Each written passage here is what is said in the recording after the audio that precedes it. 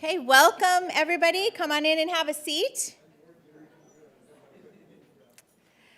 I would like to welcome you guys here today on behalf of Mesa Community College. I teach economics here, and I also work with the honors program, and have been working with the Arizona Council on Economic Education for many years. For the last 2 years, this event has been virtual, so we're excited to have it back on campus, face-to-face, and to use our buzzers that have been boxed up for 2 years. So I also want to give a plug to any students from Maricopa County. In case you didn't know this, if you graduate high school with an unweighted GPA of 3.25 or higher, you have free tuition, a free tuition scholarship at the community college, at the Maricopa Community Colleges. So check out the honors program. If you're not from Maricopa County, go check out your community college. But I love to let everybody know that because a lot of parents and students don't know. So great opportunity. So we're going to start. We have a special guest. Mesa Mayor John Giles is here to welcome you all today. So I'll go ahead and turn it over to our mayor.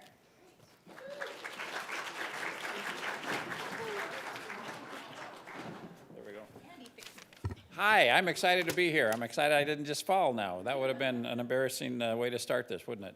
I am excited to hear about the scholarship opportunities here at Mesa Community College. That's something that I hope everyone, I know we've got a broad range of students here from sixth graders on up, but it's never too early to be making plans for where you want to go after your high school graduation.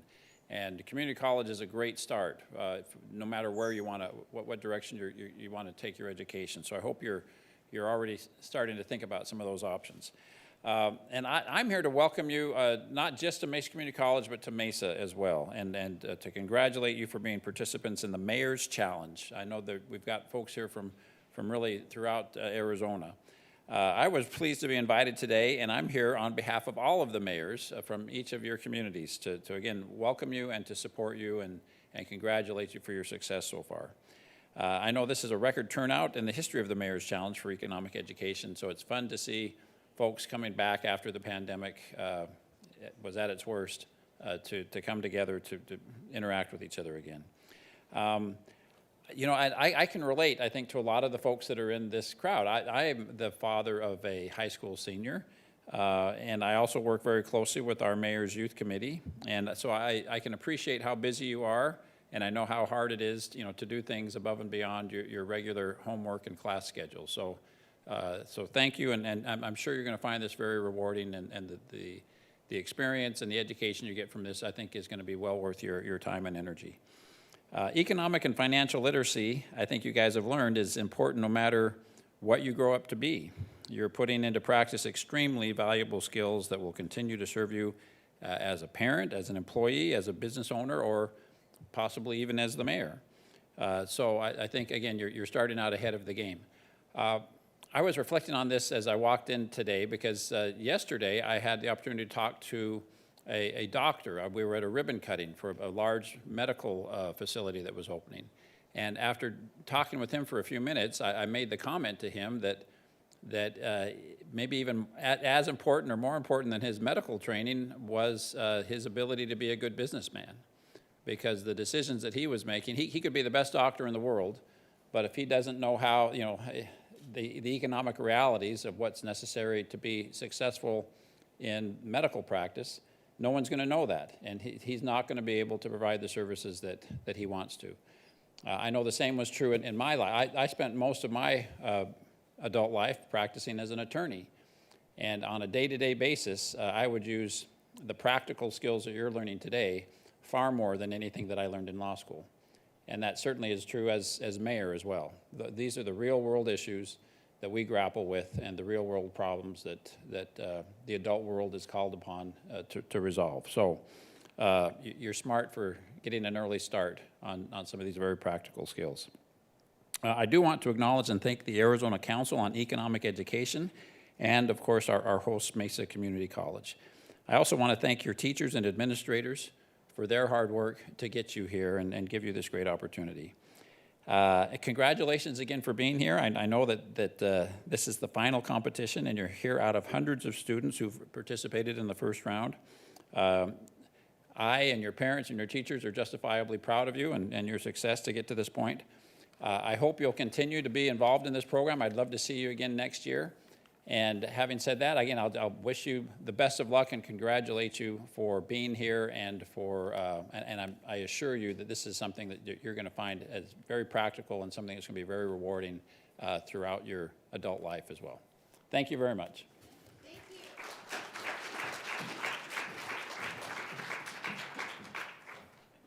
Thank you, Mayor Giles. Thank you very much. Okay, so now for my favorite part of today, we'll go back there. My favorite part of today are the quiz bowls, and that's what we're going to start with right now because we need quiz bowls before we have an awards ceremony. So I would like to announce the teams that are going to be competing in our first quiz bowl, which is the middle school quiz bowl. We call it the Milton Friedman division of the Economics Challenge. And so first, we're going to have Mountain Sky Middle School. Come on up. Let me make sure I get you on the right table here. We are going to put you guys, let's see. There we go. So Mountain Sky Middle School, you guys are going to sit at that table, okay? Those 4 chairs right there. And then we also have Acorn Montessori School. You guys are going to have this table right here.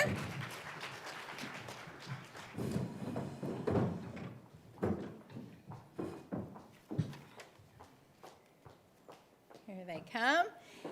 And some important instructions about the microphones in front of you. So we are recording this so that your parents can watch it later if they can't be here today.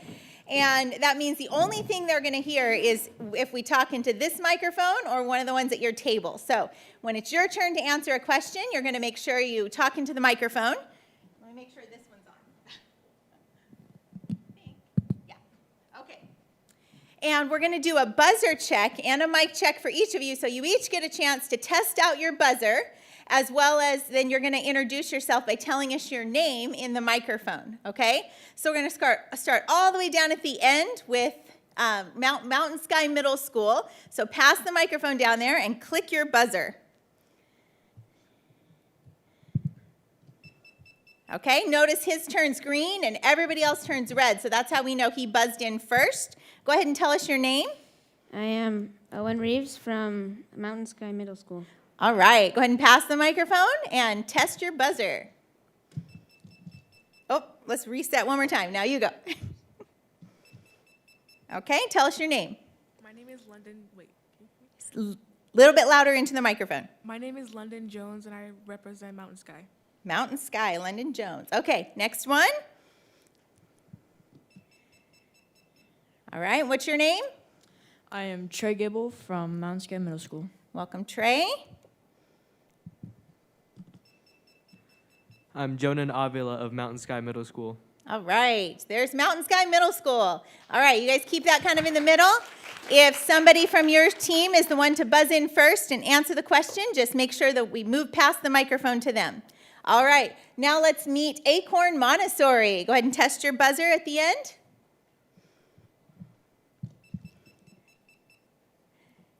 I am Gabrielle Cushman of Acorn Montessori. All right, and next. I'm Gavin Cox of Acorn Montessori. Okay.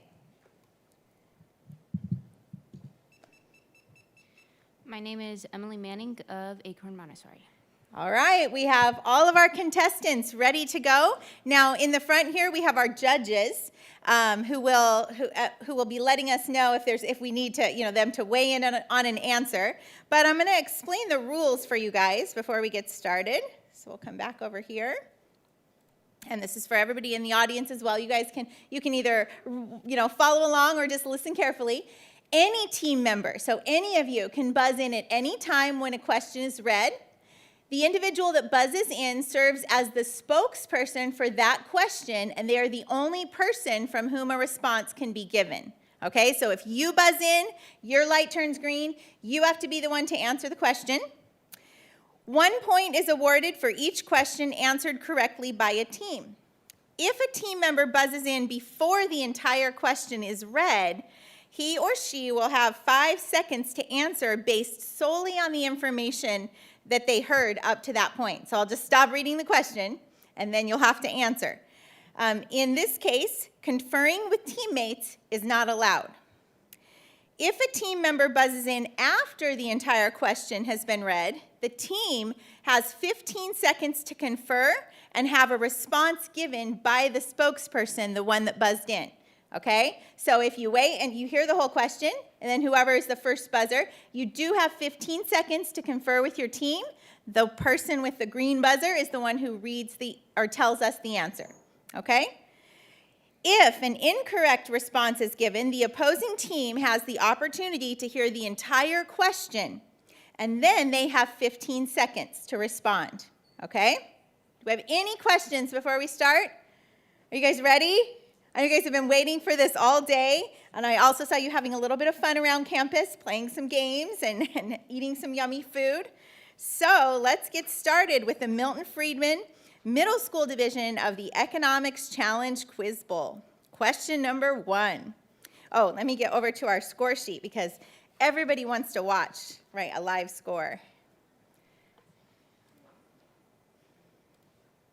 All right, here's the score sheet. And question number 1.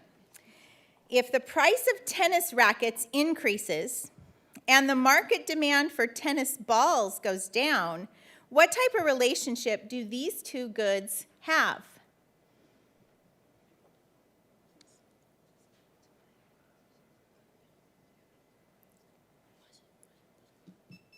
All right, you guys have 15 seconds to confer, and then you can answer.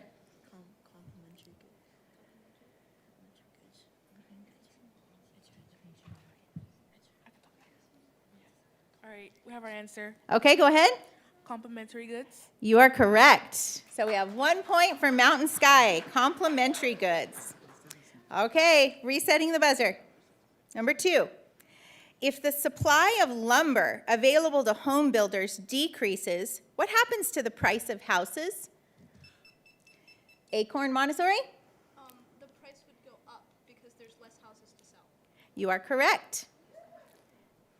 And, oh yes, and we have to use the microphone. So everybody watching live, she said the price of houses would go up. All right, number 3. What do economists call the next best alternative given up when making a choice? Mountain Sky? We have our answer. You have 15 seconds, or you can answer if you're ready. Opportunity cost. That is correct. Okay, we are on to question number 4, reset. There we go. What is the term for the act of trading goods and services without using money? And that would be Acorn. Bartering? That is correct. This is going to be a close competition. Question number 5. What is the term given to a government-imposed limit on the quantity of goods that can be imported into a country?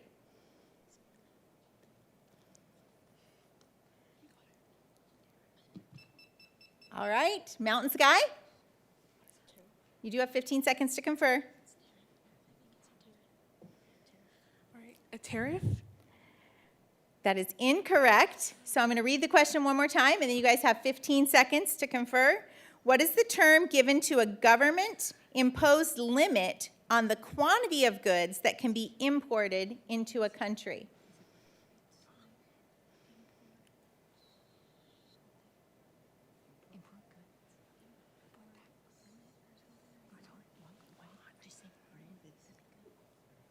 Do we have to use the exact term? Just give it your best shot. And your 15 seconds is up. So what do you guys want to answer? Go ahead in the microphone. You don't have to buzz, just answer. Import limit? An import limit.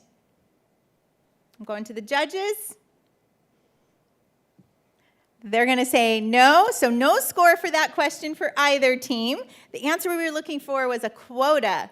So you were very close. Okay, question number 6.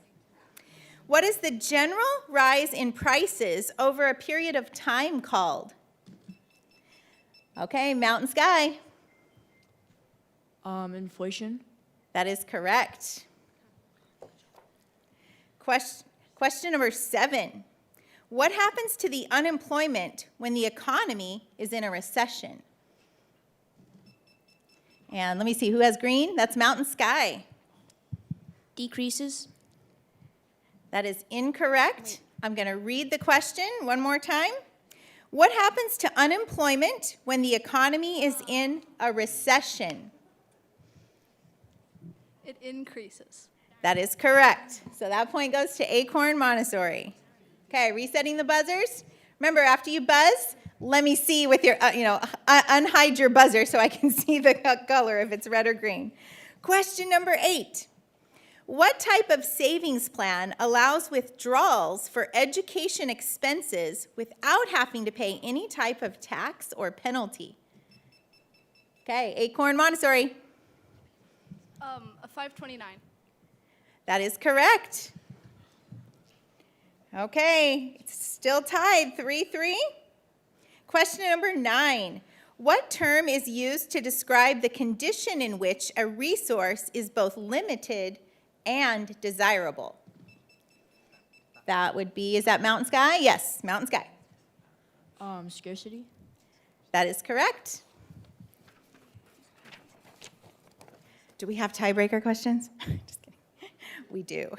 Number 10.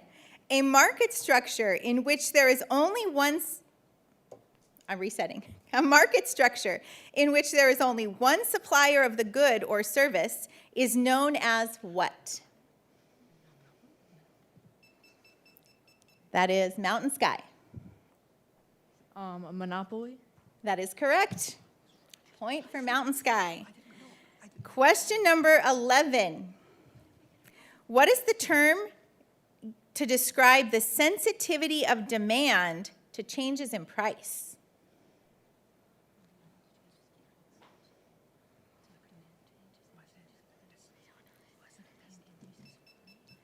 Okay, this is Acorn.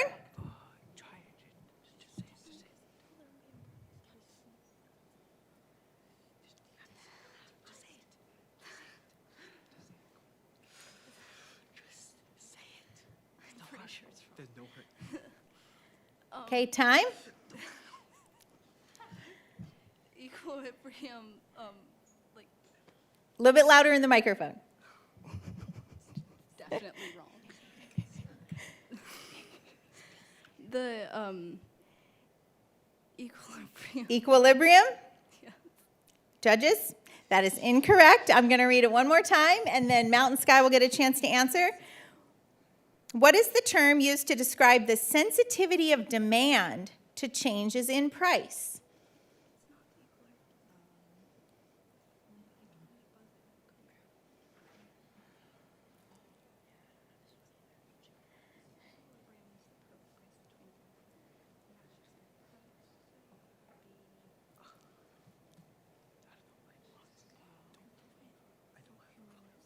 All right, time. Do you have an answer? No, not even a guess? No. Okay, I'm not going to lie. This question was like, I saw this question on my high school or on my college students' exam, so I was really going to be surprised if middle school knew it. But the answer was elasticity. You'll learn more about that later when you get to high school. Okay, number 12. Goods produced domestically and, oh, thank you very much. Goods produced domestically and sold to other countries are known as what? And is that Mountain Sky down there? Let me see. Yes. Export. That is correct. Point for Mountain Sky. Okay, we're going on to question 13. In which type of In which type of economic system are the questions of what to produce, how to produce, and for whom to produce made by consumers and producers?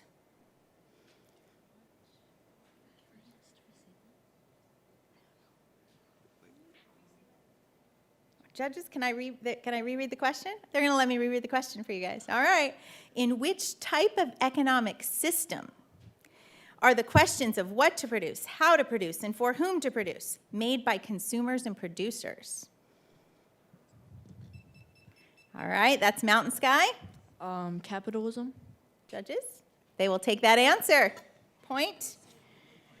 Okay, that brings us to question 14, right? Yes, question 14. And with this, let's see, if 14 and 15, even if they're answered correctly by Acorn, that would give them 6 points, which means that was the last question of the Quiz Bowl, and our winners are Mountain Sky Middle School. So congratulations. All right. Go ahead and leave the buzzers at your table, and you can exit the stage that way towards Kathy. Oh, actually, we want to have you exit this way. We're going to get you to stand over here for a photo. Thank you. Yes, got it. Okay, and I have to say, some of these students are leaving before the awards ceremony. So how about a big round of applause for our middle school Quiz Bowl first and second place. Good job, you guys. Thank you.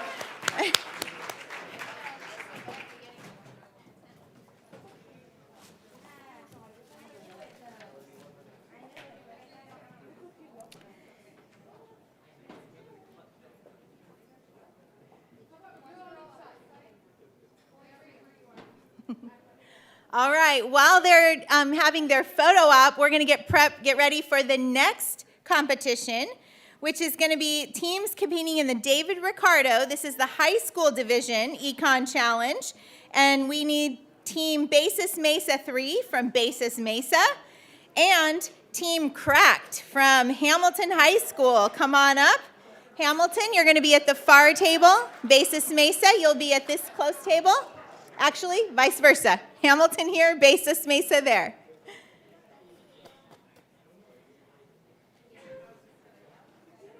Thank you to our scorer, Michaela, who was just briefed, and she is an expert already.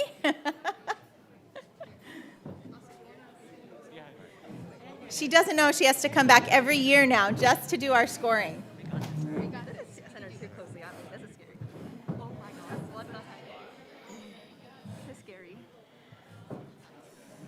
Look at your teacher acting just like a dad, you know, embarrassing you, getting your photograph.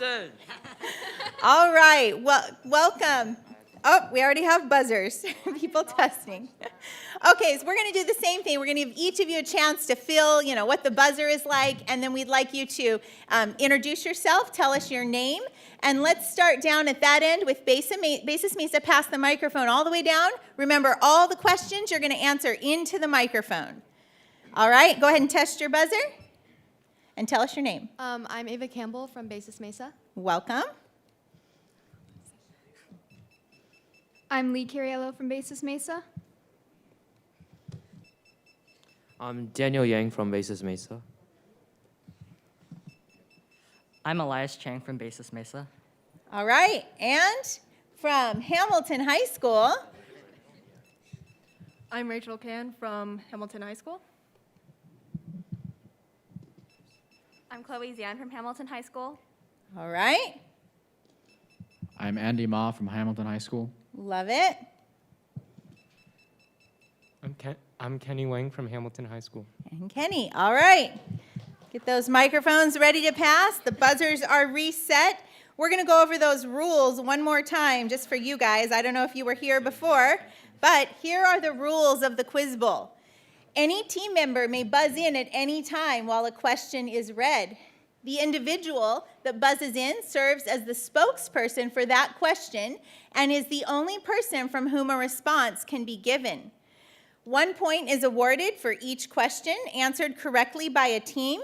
If a team member buzzes in before the entire question is read, he or she will have 5 seconds to answer based solely on the information heard up to that point.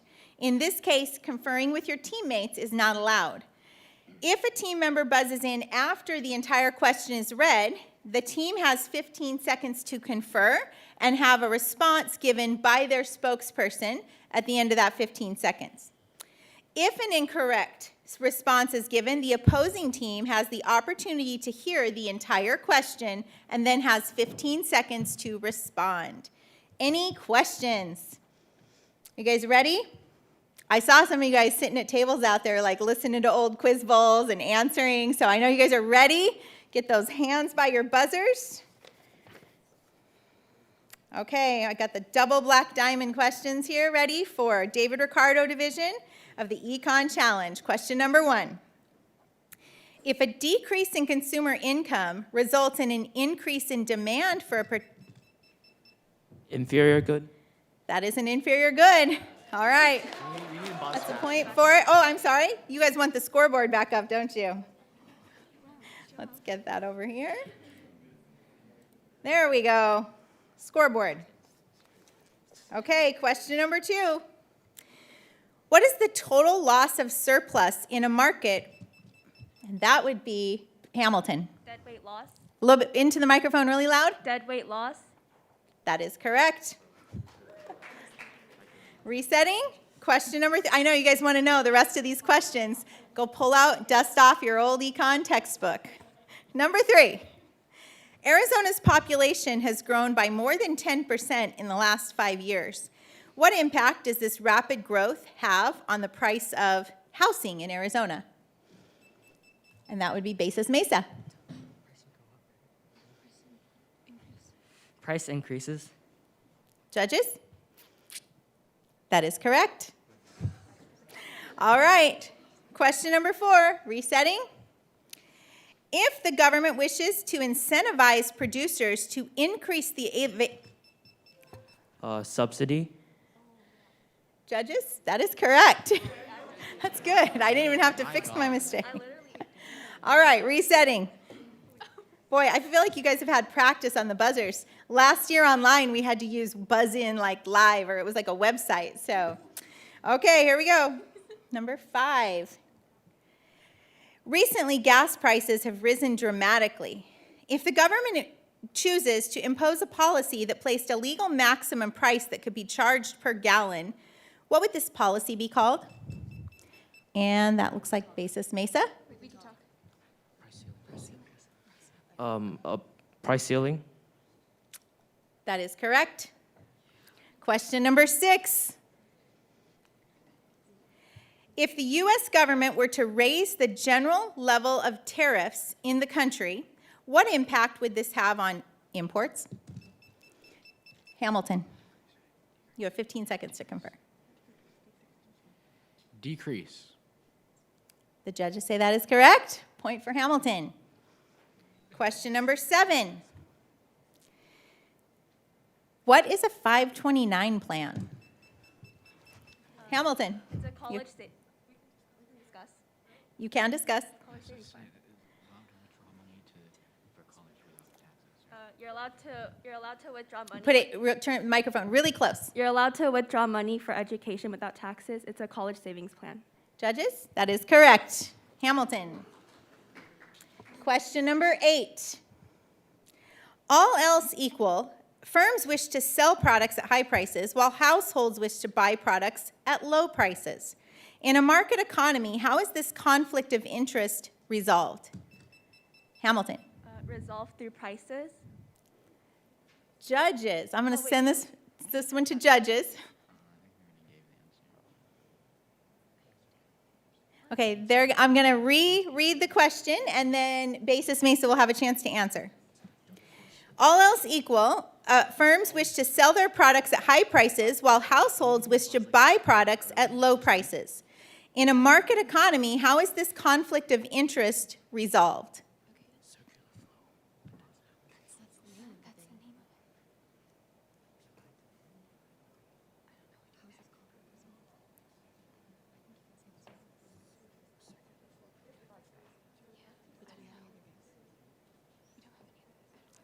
Okay, that's time. Do we have an answer? Minimum wage. Into the microphone. Minimum wage. That is incorrect. All right, we were looking for competition, so no score for question 8, and we're going to move on to question 9. Resetting the buzzers. What is the term Basis Mesa? Give us your best guess.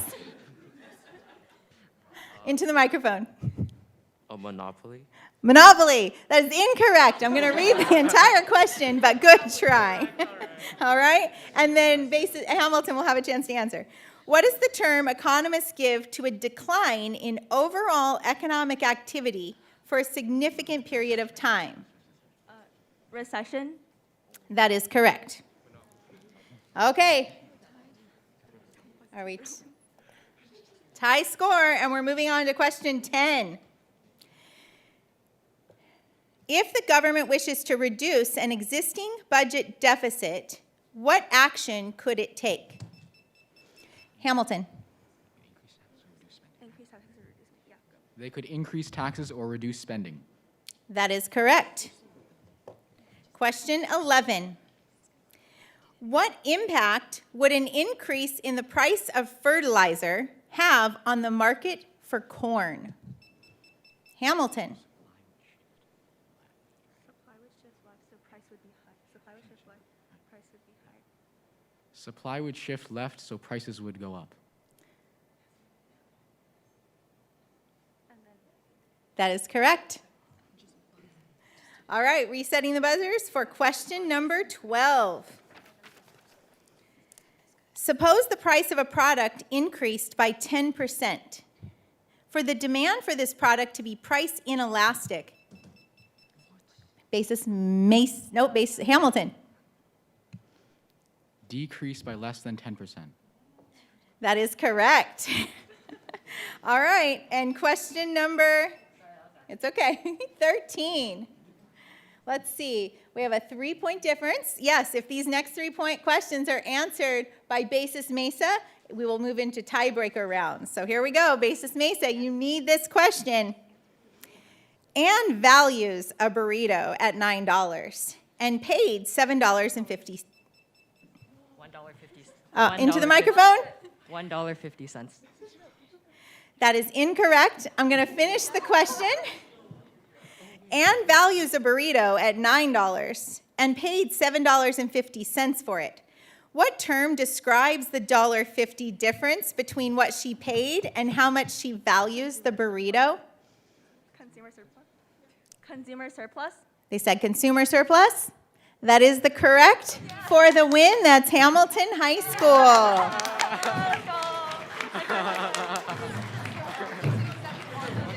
Okay. We had 15 questions. I know some of you are looking at my score sheet thinking we have 20, but there are 15 questions. This way, guys. We're going to take your photos. Come this way. Congratulations to both of our top 2 Quiz Bowl, teams for David Ricardo.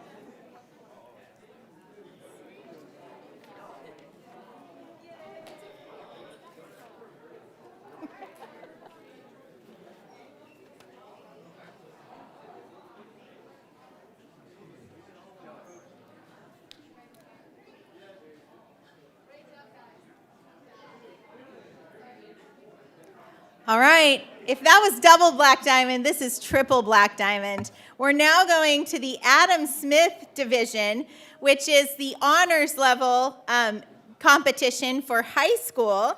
So can we please have come to the stage? University High will be in this table right here, and Basis Mesa.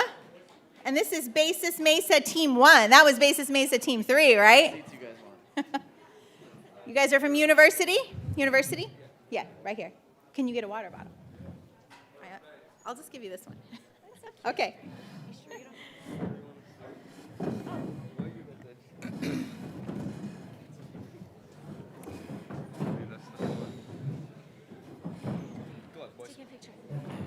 Okay. Where's our picture? Thorsten, where's our picture? Were all of our teams here in the room where you got for the last time we read the rules? Are we okay? Okay, we're going to go without the rules. And no hard feelings or anything, University High, but I do have to say when I had my own high school team compete probably 20 years ago in the Econ Challenge, we lost to University High, but no hard feelings, okay? Just kidding. All right, here we go. Oh, we're going to do introductions and buzzer testing. So down there at the end for Basis Mesa. Mine's already buzzed. Okay, let's try again. There we go. Wait. No, stop touching your buzzers. Okay, one more try. Benedict Thomas. All right, Benedict Thomas. Next. Almost. I'm waiting. I'm sorry. Go ahead. Benedict. One My more. name is Mateo Hewish. I'm a sophomore at Basis Mesa. All right. I like that. Yeah, let's hear your grades. My name is Vinesh Katari. I'm a freshman at Basis Mesa. Freshman. My name is Frank Liu. I'm a sophomore at Basis Mesa. All right, and let's come over here to University High. Now, I have to really quick ask, did I meet you guys, some of you, 3 of you, online in the competition last year? And you kept your same team name, Rockhopper Penguins, for good luck, right? Yeah. Well, welcome back, and let's meet your team. It's cursed. I'm Stefan Staley-Eichner. And what grade are you in? I'm a senior. All right. I'm Iru Ma. I'm also a senior. I'm Sai Konkimala, and I'm a junior. I'm Nathan Kuo, and I'm a senior. Okay. And so the seniors, were you guys the ones that were here last year? No, it's us. Oh, you 3 at that end. Okay, so they're back for a second try. Here we go. Question number 1. What type of stabilization policy is the government using if a tax decrease is that would be University High. Progressive tax. That is incorrect. I'm going to read the question in its entirety, and Basis Mesa will have a chance to answer.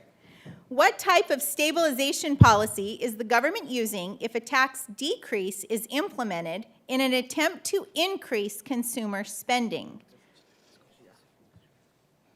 Expansionary fiscal policy. That is correct. Resetting the buzzers, and question number 2. What is the interest rate on loans made to banks? And that is University High.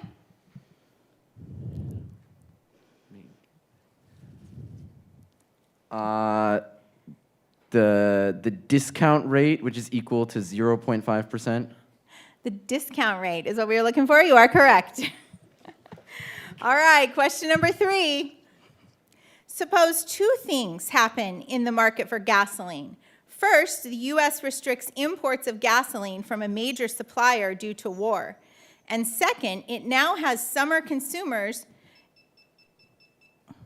Go ahead, this would be Mesa. Price increases, quantity is indeterminate. That is correct. All right, question number 4. Currently, inflation is at a 40-year high of 8%.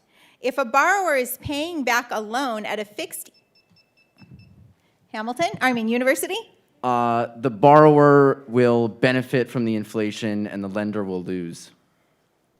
That is incorrect. I'm going to read the question in its entirety, and Basis Mesa will have a chance to confer an answer. Currently, inflation is at a 40-year high of 8%. If a borrower is paying back a loan at a fixed interest rate of 12%, what is the real interest rate of the loan? 4%. That is correct. Question number 5. I can. Name 3 types of education programs 529 plans can be used for. Tuition for private high schools, tuition for universities, and payment for trade and vocational schools. I'm going to pass it to the judges.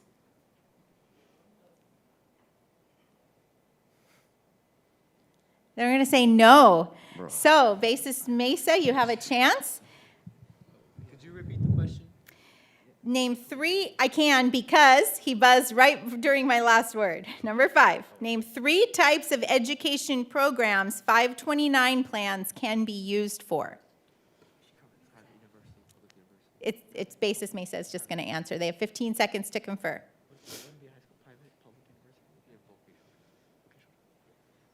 Private universities, public universities, and vocational training. That is correct. You said, I think, a private high school, and I think that was, you got 2 of the 3 correct. All right, question number 6, resetting the buzzers. Is our score correct? Well, I think Oh, you think it can be? Can you Google it? Okay. So is our score so far correct? If with that last question going to Basis Mesa, correct? Okay. We're going to move on to question, where did I leave off? Okay, question number 6. When a market transaction has higher social costs than marginal benefit, Basis Mesa. Negative externality. That is correct. Okay, question number 7. How many times does the FOMC typically, that is University High? They meet 8 times per year. That is correct. All right. Question number 8.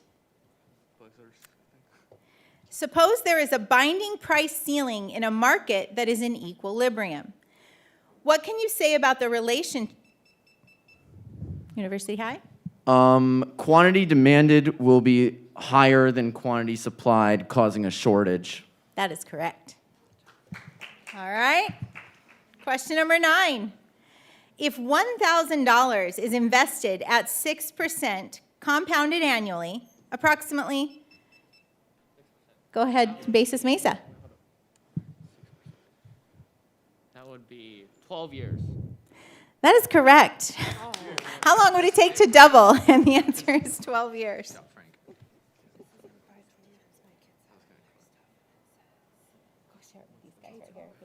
And then we'll let them decide the score. Okay. Let's see. We're going to question number 10. Oh, thank you. What happens to the demand for the money and real interest rates when household incomes increase? And this is University High.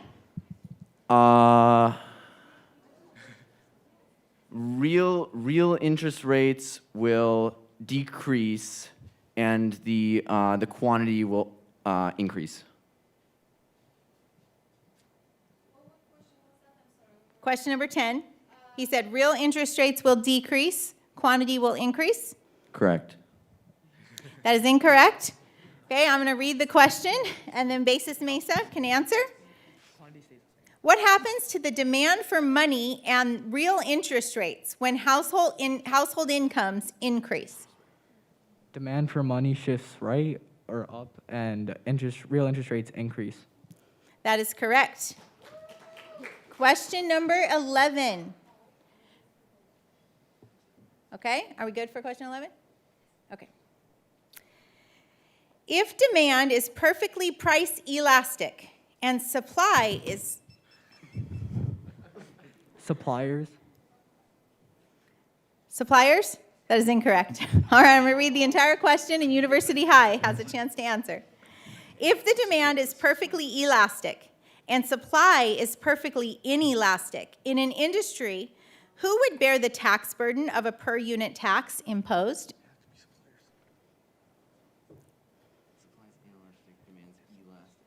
Wait, they said demand is elastic? Yeah, demand or supply. It's just demand or something. Yeah. Right? Yes, it's supply. Okay, should I just say it? Demanders? Demanders. That is incorrect. Is suppliers incorrect then? Producers.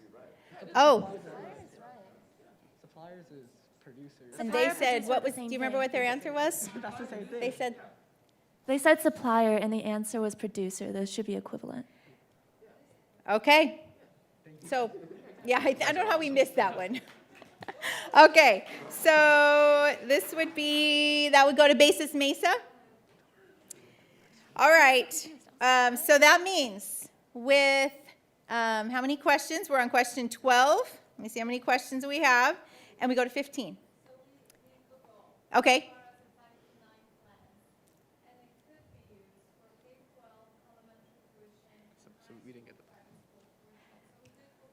Okay.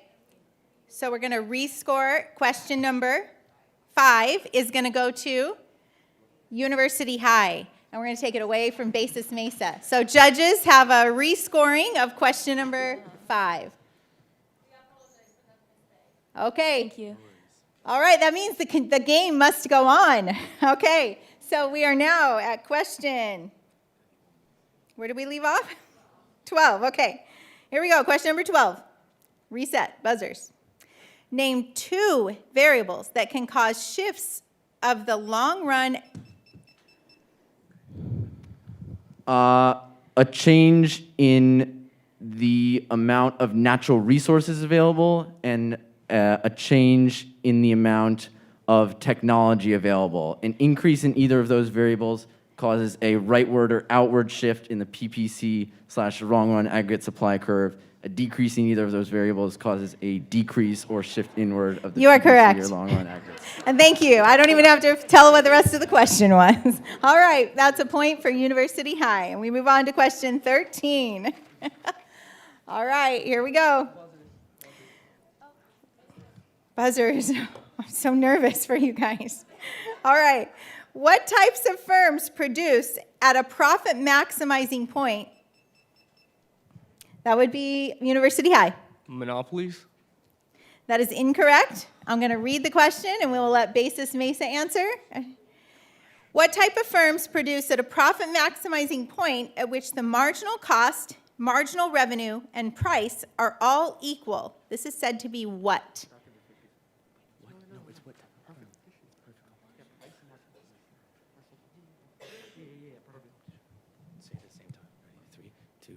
Perfect competition. Our judges are going to take that answer. That is correct. It is also allocatively efficient.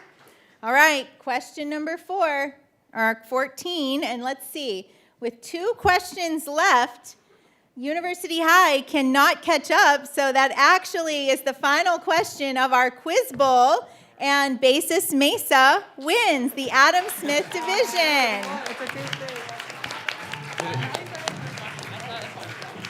Come over this way for photos. Good job, Adam Smith competition. Take your water. You guys were all so intense. And for everybody watching online, if you didn't catch, we had to rescore question 5. The judges fact-checked, and that point was scored to Basis. Was it University High? University High.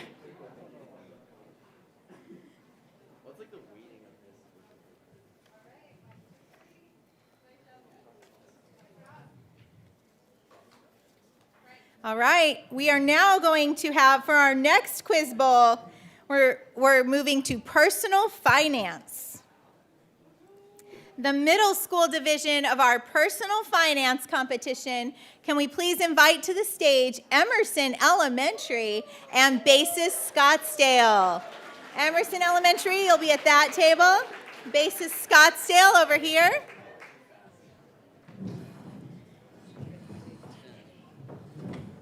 Thank you, judges, for Quiz Econ Quiz Bowl.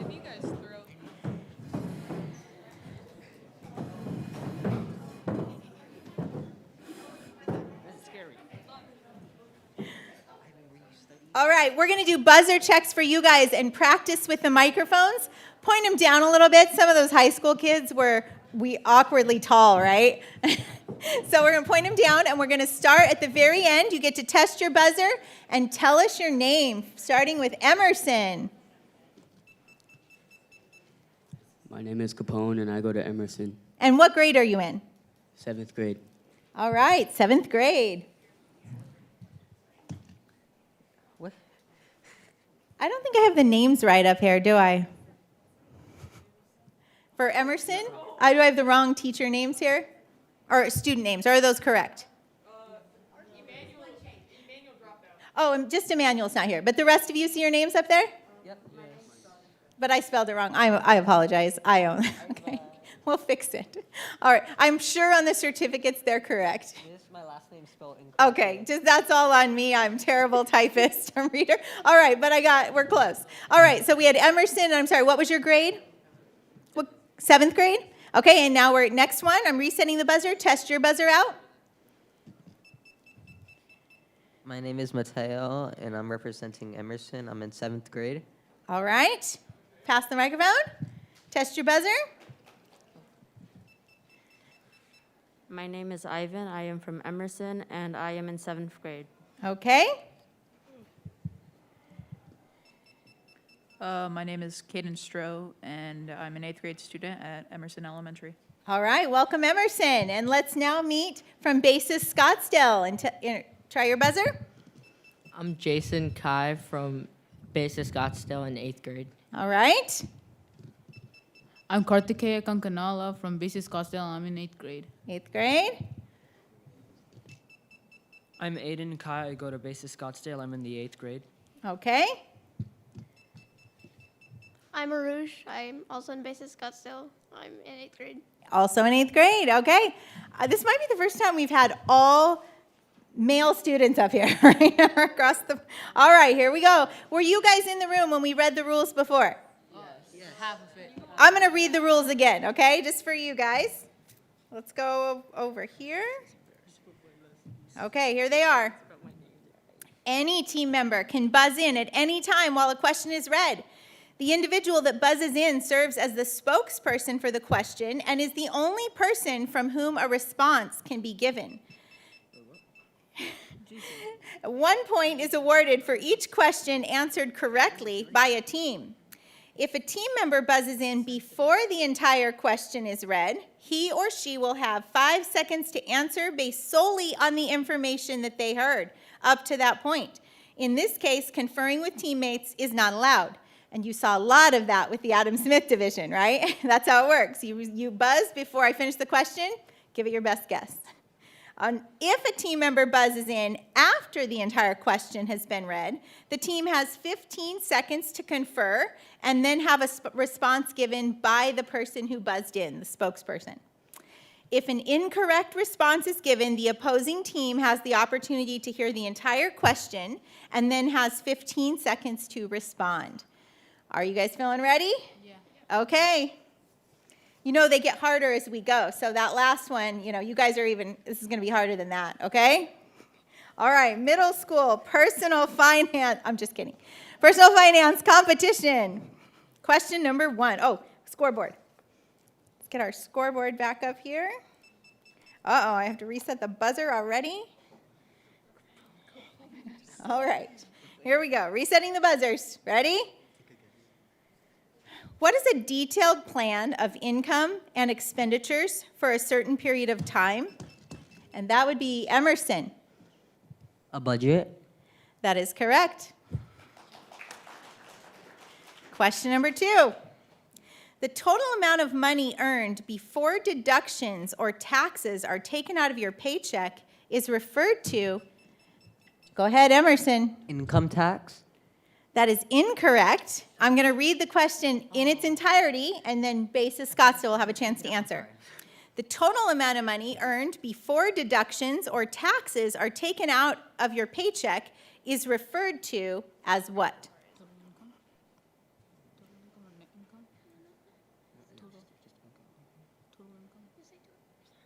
Total income? Our judges are going to say no on that one. The word we were looking for is gross pay.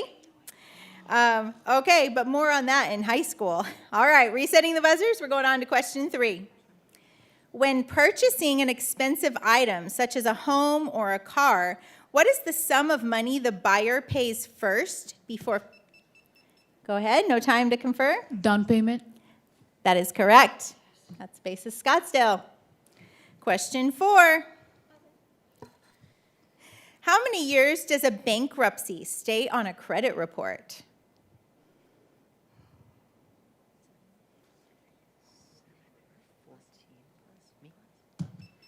All right, let's hear it from Emerson Elementary. You have 15 seconds to confer. 14. That is incorrect. Do you want me to read the question again, Basis Scottsdale? Yes, please. Okay, the question is, how many years does a bankruptcy stay on a credit report?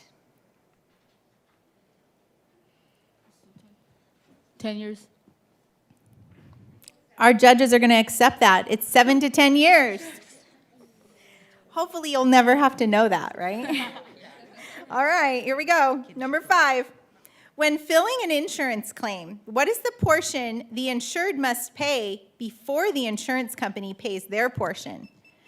Basis Scottsdale. Insurance premium. That is incorrect. I'll read it one more time, and Emerson Elementary has a chance. When filing an insurance claim, what is the portion of that the insured must pay before the insurance company pays their portion? A deductible. That is correct. All right, next question, number 6.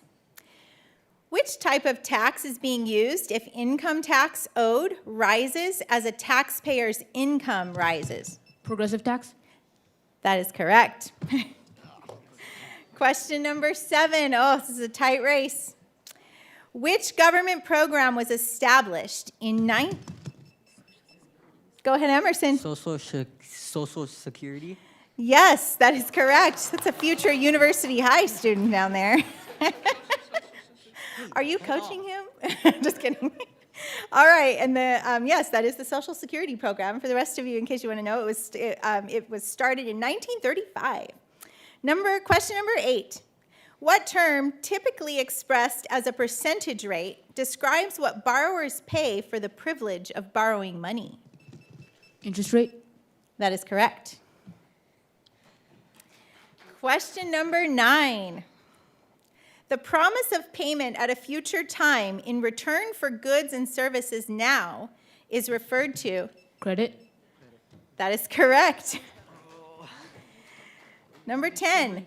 What does APR stand for? That's Emerson Elementary. No time to confer. Annual percentage rate. That is correct. Number 11. How is one's net? I'm going to have to ask the judges. It's a buzzer. A buzzer is a buzzer. So take a guess. Nope, no conferring. Just take a guess in the microphone. In the microphone, though. Give us your best guess. What? I had no guess. No Did you say no guess? You don't want to say equilibrium or something? Okay. I know what it is. Bro, I don't know. All right, that is incorrect. I'm going to read the question. Basis Scott still has a chance to answer. Hands off the buzzers. Hands, heads, hairs, everything. Ready? Here we go. How is one's net worth calculated? You guys have 15 seconds to confer.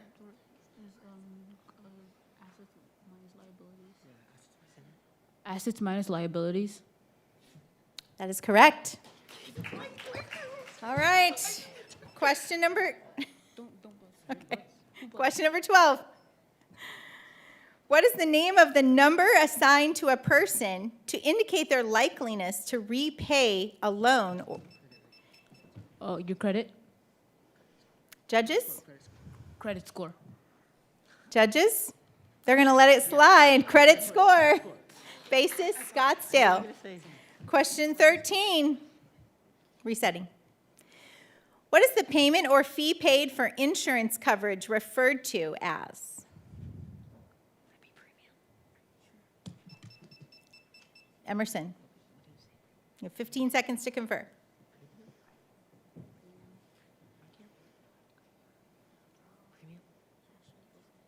Premium. That is correct. All right, are we on to question 14? Okay, Emerson, you have to get these next 2 questions correct, okay? And if you do, and these guys don't, then we go to a tiebreaker question, okay? But if you miss, it's game over. No pressure, okay? That's a lot of pressure.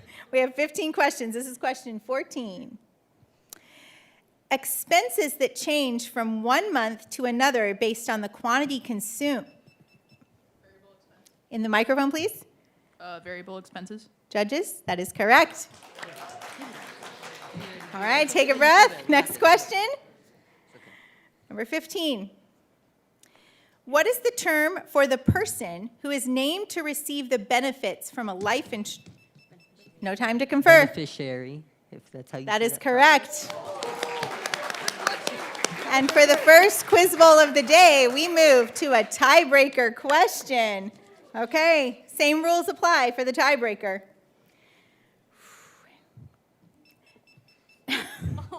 Get your hands away from the buzzers. Ready? I just moved it.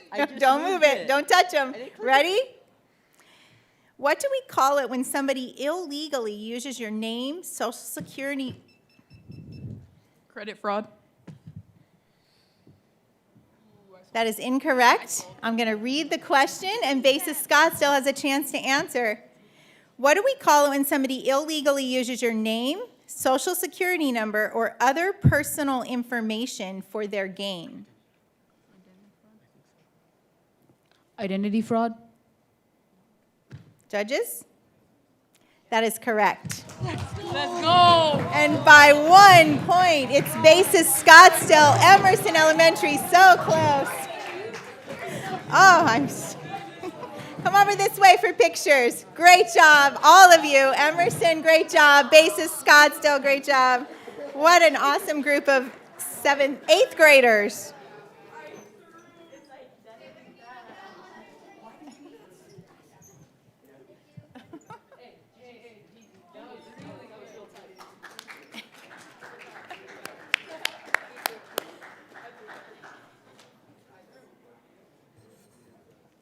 You guys have some proud teachers, I can see.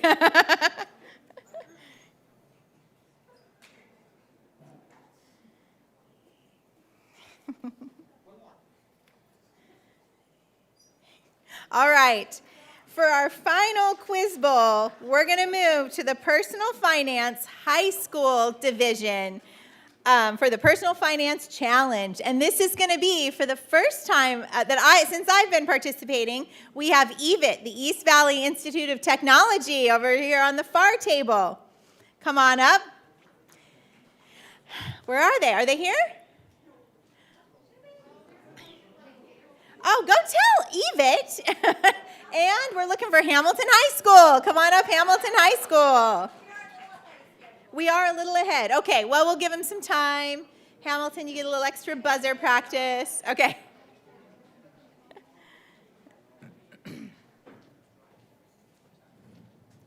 Hamilton, are you guys Hamilton? You're going to be over here.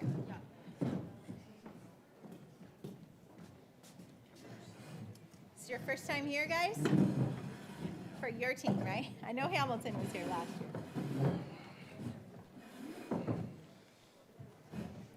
I have one. Oh, for the kids? I have one here. Thank you.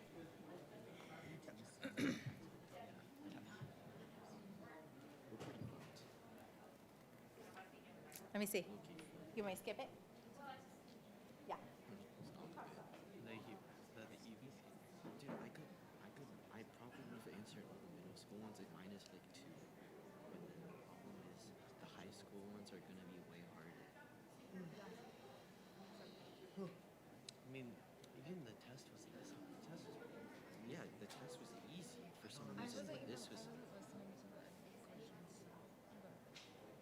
compound interest. I know, right? And it was like, when are you gonna spend this on in retirement? Like, the house price increase. I know. Some of the questions on the test like, were just so, they look sweet.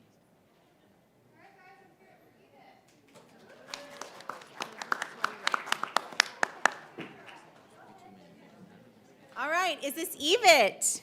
Welcome. All right, so for our Personal Finance High School challenge, we just finished the middle school division.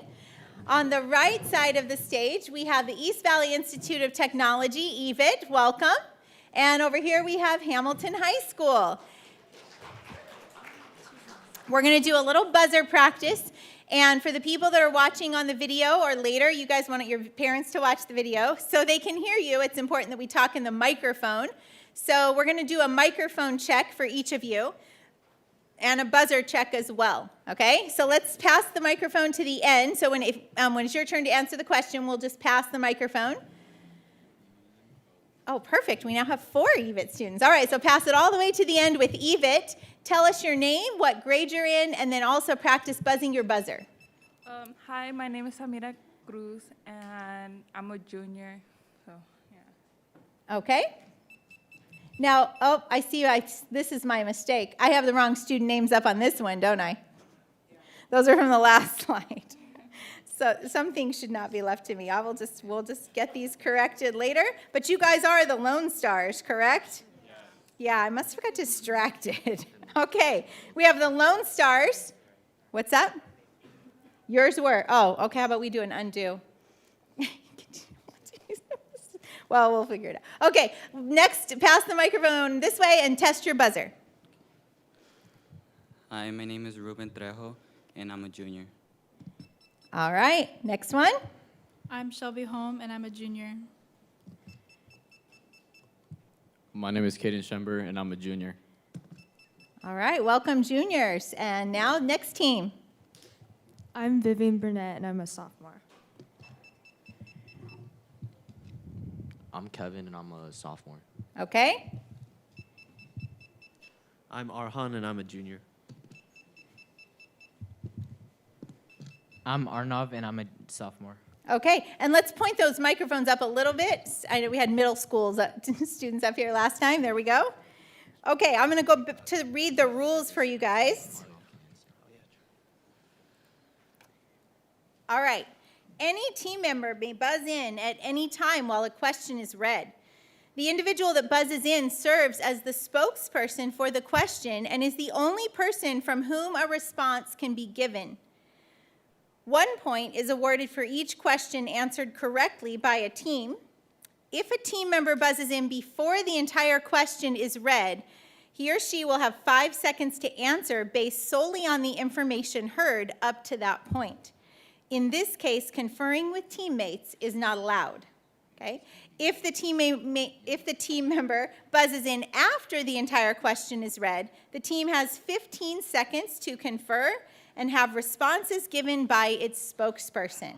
Okay? If an incorrect response is given, the opposing team has the opportunity to hear the entire question and then 15 seconds to respond.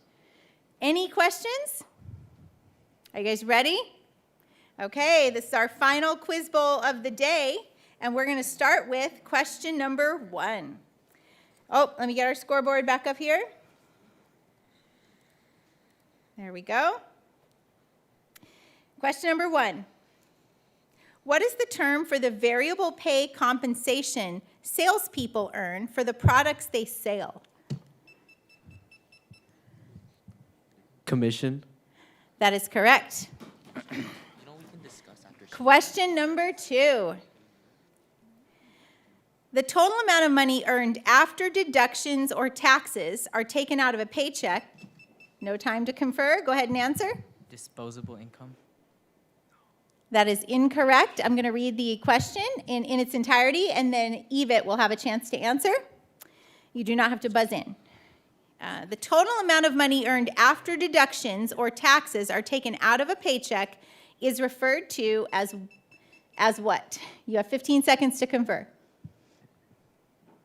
Net pay. That is correct. Question number 3. What financial product provides protection against potential future... No time to confer? Insurance. That is correct. Question number 4. What term describes the ease with which an asset can be converted into cash? Hamilton. Liquidity. That is correct. Resetting the buzzers. All right, question number 5. What is the name of one of the 3 major credit scoring... No time to confer? Experian. That is correct. One of the 3 major credit scoring companies. Question number 6. What type of insurance protects an individual's earning power in the case they become sick or injured? Yvette. Disability. That is correct. Okay. Don't touch your buzzers. Ready? Question number 7. Which type of tax takes a smaller share of income as the amount of income being taxed increases? Regressive. That is correct. Question number 8. Which government agency requires publicly owned companies to disclose truthful? SEC. That is correct. Securities and Exchange Commission. Remember, if you do hear the entire question, you do have 15 seconds to confer. Some of you don't need that. All right, here we go. Question number 9. What type of financing requires the borrower to pay no interest?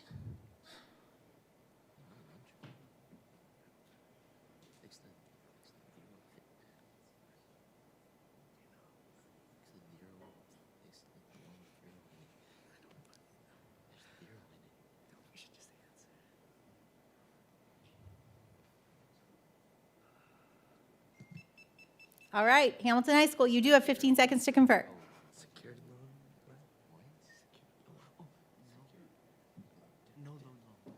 No load loan? No. That is incorrect. I'll read the question, and then EVIT has a chance to answer. What type of financing requires the borrower to pay no interest?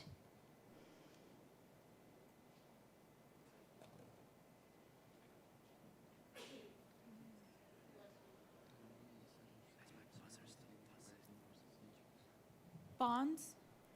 That is incorrect. Sometimes the most obvious questions are the most difficult ones. We were looking for 0% financing. Question number 10. Question number 10. Oh, can we reset the buzzer? Yes, I can reset the buzzers. All right, we ready? What does the term pay yourself first mean? You have 15 seconds to confer.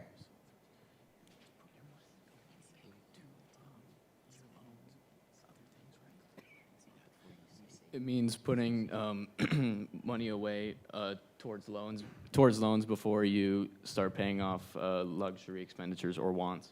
Judges? That is incorrect. I'm going to read the question, and then Hamilton has a chance to answer. What does the term pay yourself first mean?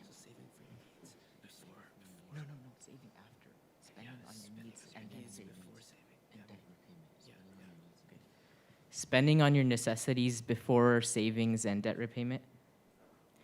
That is also incorrect, but if you'd flipped it around, you would have been right. Allocate part of your income to savings before budgeting spending. All right, here we go. Question number 11. It's a tie game. If the original beneficiary child of a 529 education savings account doesn't need it anymore, no time to confer. You could put it towards another child's education. That is correct. Question number 12. Are we doing 12 or are we skipping 12, judges? We do have 2 tiebreaker questions. We could move one of those up. No. Oh, got it. Okay, we're going to do 12. If a farmer buys machinery with a fixed rate loan to be repaid over a 10-year period and inflation is 6%, is he hurt, helped, or unaffected by the inflation?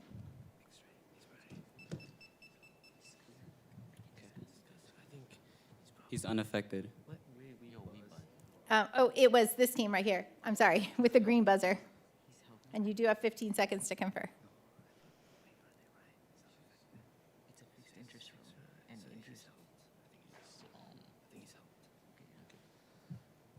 He's helped. Judges? That is correct. All right, we're going to go to question number 13. Which type of insurance protects a person from loss from when sued by another party? Hamilton. Malpractice insurance. I'm going to let the judges confer for a second.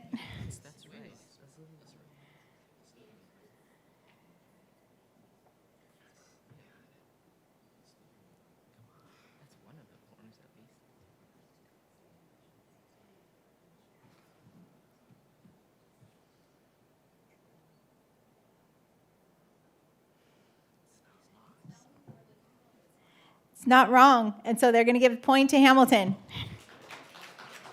We were looking for liability, in case you're watching this recording next year to practice. All right, question 14. Okay.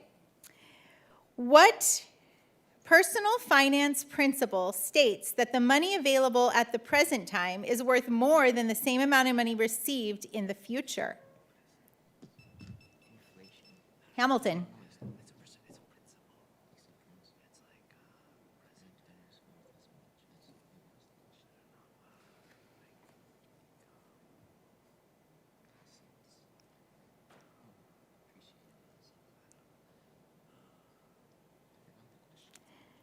Okay, time to answer. Appreciative assets. That is incorrect. I'm going to read the question, and Yvette will have a chance to answer. What personal finance principle states that the money available at the present time is worth more than the same amount received in the future?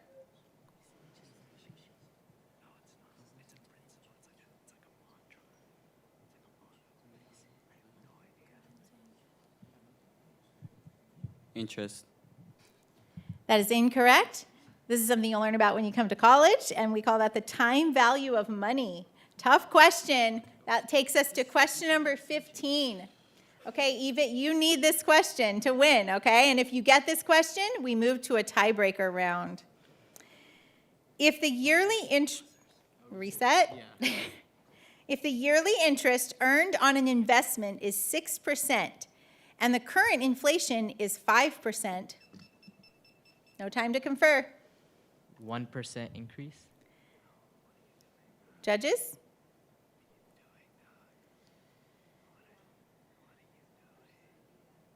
They're going to give you that answer, which means Hamilton High School, you win. 1% was the real rate of interest. Good job, you guys. Oh, that was a nail biter. Come on over this way to take a picture. Good job, Yvette. Nice showing for your first time. You come this way, Yvette. We're getting a picture. Photo op. Step in front of the, see the banner?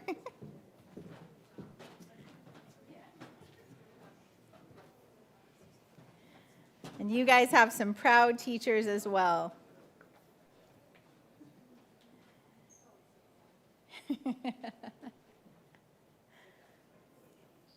Okay, congratulations to all of our Quiz Bowl participants today. Definitely one of the most fun parts of the challenge.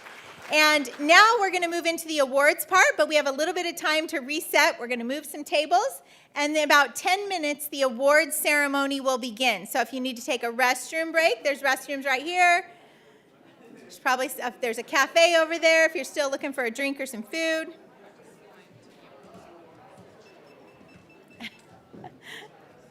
Jacob, what's the answer to the question? 44. 44, that's incorrect. Awesome, thank you, Jacob. Okay, and we have...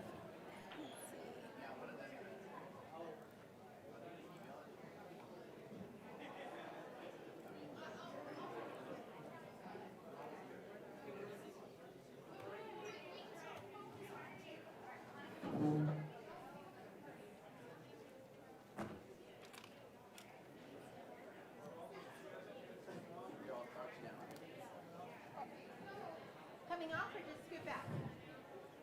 The chairs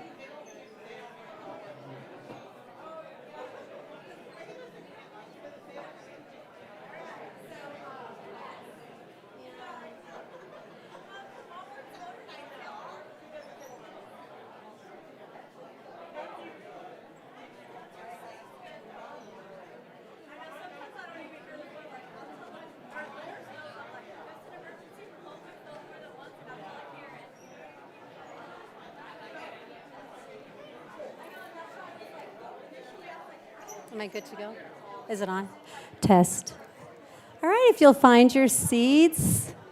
What we all have been working towards, our awards ceremony, will be starting shortly. Does that sound okay?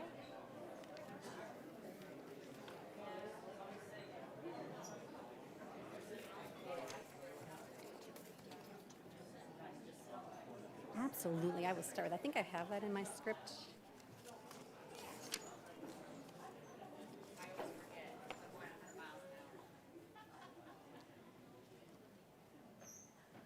I get the fun job of giving out our awards for today's competition. Before we start that, my name is Kathy Pondy, and I'm the Director of the Student Programs and Community Relations for the Arizona Council on Economic Education. And I just have to tell you how proud I am of you students and you teachers for how much work it takes. I was a teacher myself. This is a commitment on all of your parts. And you guys have not just been working for a few days on these competitions. So you should give yourselves a round of applause right now.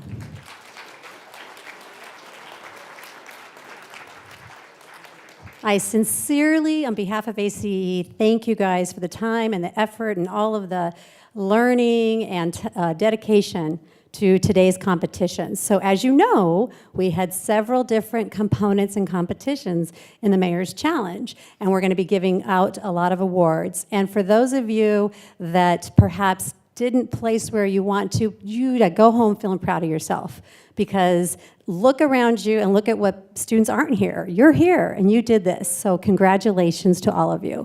We want to thank our volunteers and our judges. If you were a judge today, would you please stand up?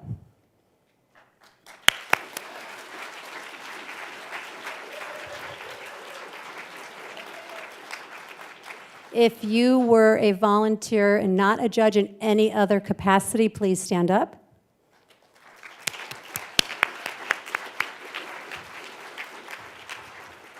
After today, check out our website. You'll see photos of yourself. We're going to be posting a lot of the photos from today, and you can share with your family and friends. So we're going to go ahead and get started. We're going to start, I have to put my glasses on. We are going to start with the economics critical thinking. So this is a competition with a high school division and that you guys presented today. So we would first like to announce our Judges' Choice Award. So you may or may not know that for the judging teams judged multiple numbers of presentations, and each judging group had a judge's choice. So if I call your school and team name, for this recognition, we were going to have you just stand up where you're at and we'll recognize you.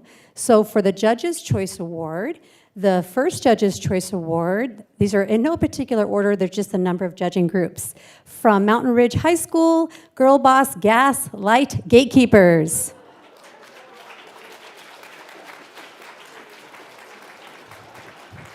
Congratulations. Our next Judges' Choice Award in the Economics Critical Thinking from Hamilton High School, Cracked.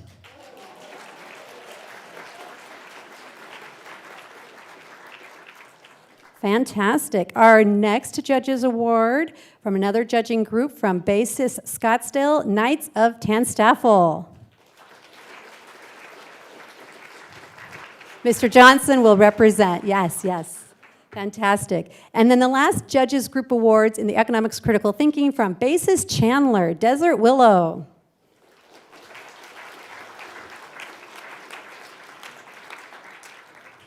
I would now like to ask any of the critical thinking judges that were with us today to come up on the stage and help us to award the students their awards. You guys can give them a round of applause. They might look familiar to you.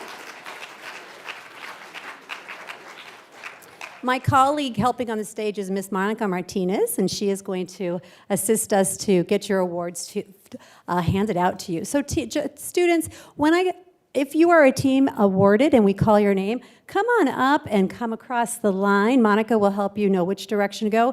And once you have what we're presenting to you, please stand in front of the stage, on the front part, not in front, on the front part. And we'd like to take a photo of you before you exit the stage. Once that photo is taken, then we ask that you go ahead and exit the stage, and you are welcome to take a quick photo in front of the backdrop. But just be aware that we're going to have lots of teams flowing on and off the stage. Okay? Are we ready, Monica? Are we ready, judges? All right, so in third place for the critical thinking competition, congratulations to University High School Rock Hopper Penguins. All right, students. We also have a fun little photo banner that will stay on the stage, but we'll ask the students to hold it so that in their photos, when they look back on it, they'll see what this was for. So students, you'll hold that banner, and then after your photo, you can just lay the banner in front of you. So congratulations, Rock Hopper Penguins.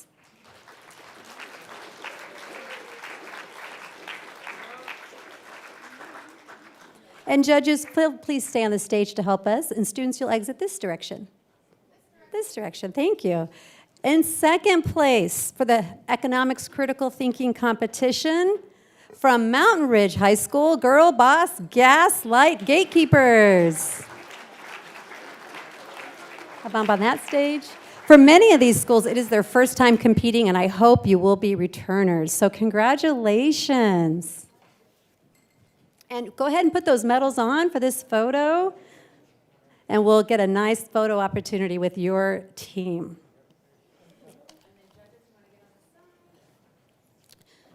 Girl Boss Gaslight Gatekeepers from Mountain Ridge High School.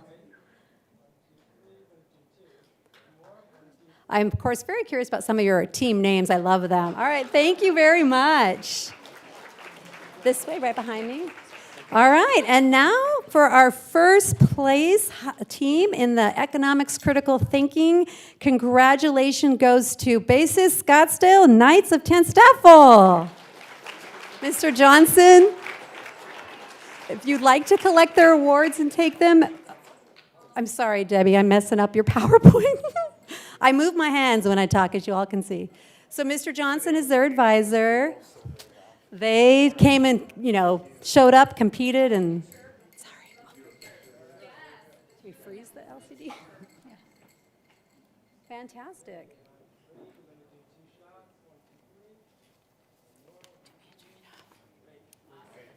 No, I'll just stay over here. Oh, congratulations, Basis Scottsdale, and congratulations to all of the Economics Critical Thinking competitors. Judges, thank you very much for your time. Our next competition that we're going to be awarding our awards in is the Personal Finance Case Study. So we'll start with the judges' choices. And in the Personal Finance Case Study, we had middle schoolers competing as well. So that would be 6th through 8th grade, as well as high school teams. So our judges' choice winners, when I call your name, if you'll please stand so we can celebrate you, that would be fantastic. So the first judges' choice team to recognize is from Mountain Sky Middle School, Mountain Sky 1. Okay. The next Judge's Choice winner is from Orange Grove Prosperity Finance. Yay. Congratulations. Our next Judge's Choice winner is also from Orange Grove National Wealth Services.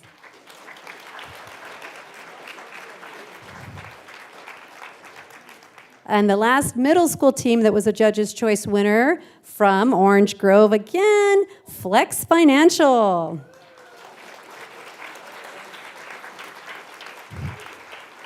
The Judge's Choice winners for the high school teams, congratulations goes to Hamilton High School Intangible Assets.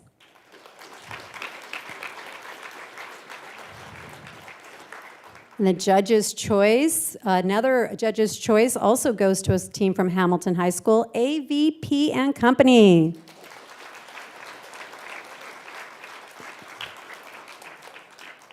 Then 2 more Judges' Choice. Judges' Choice goes to Mountain Ridge High School Girl Boss Gaslight Gatekeepers.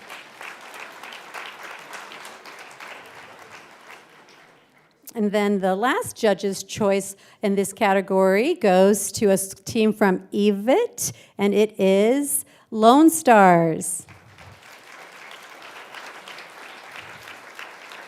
So students, your Judge's Choice, again, means that they selected you out of the teams that they judged as one of their outstanding teams, and you'll receive certificates from us. We are now going to announce the middle school personal finance case study winners. And yes, thank you so much. Personal finance judges, yes, please come join me up on the stage. If you were a personal finance case study judge, thank you so much. This event cannot happen without these judges. All the volunteers, of course, coming here to really celebrate and work with you guys. And they were so impressed. They came out of those competitions just telling us, man, we are so impressed with what students today are doing. So judges, thank you so much. All right, we're going to start with the middle school. We actually had a tie at first place, but I am going to start with the second place team. So the second place team in the middle school division is Prosperity Finance. Come on up from Orange Grove.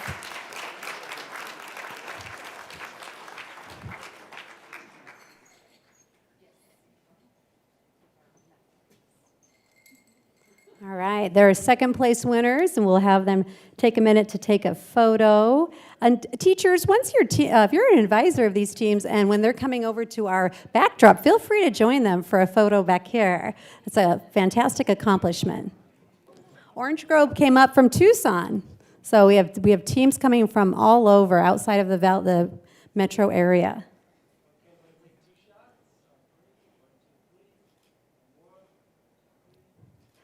Congratulations.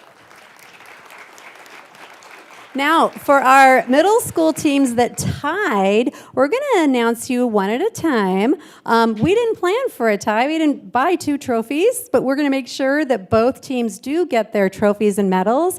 However, for today, when I announce the first team, come on up, put the medal on, hold your trophy, let's take a photo. Then we're going to borrow it back for a minute, so that we can give that other first place team also the opportunity to have a photo. Does that work for everybody? So a tie, and these 2 teams were fantastic. So the first place team in the middle school division I will announce is from Orange Grove, and it is Flying Financial. Come on up. All right, yes, good job. Come on up. Fantastic, congratulations. Good job, you guys. It was worth your trip. So we'll take a photo op. Miss Martinez has a nice little banner for you to hold. Some teams had 3. Look at that, the power in 3, fantastic.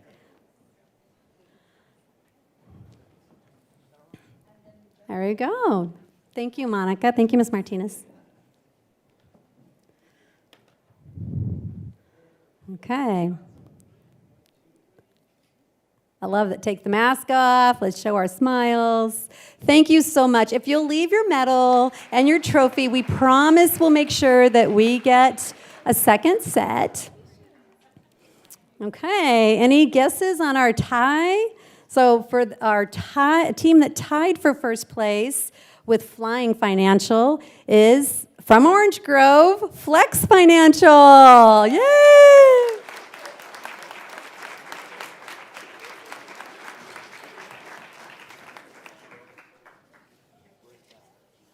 I like this job. It's fun.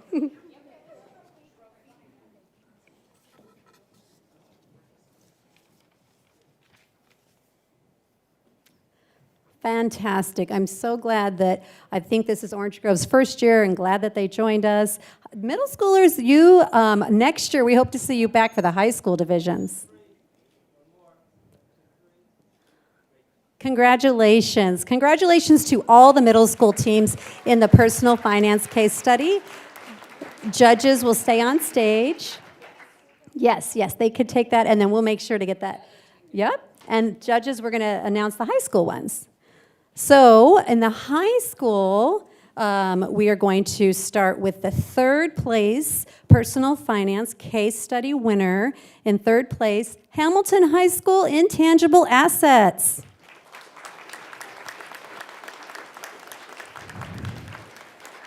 Congratulations.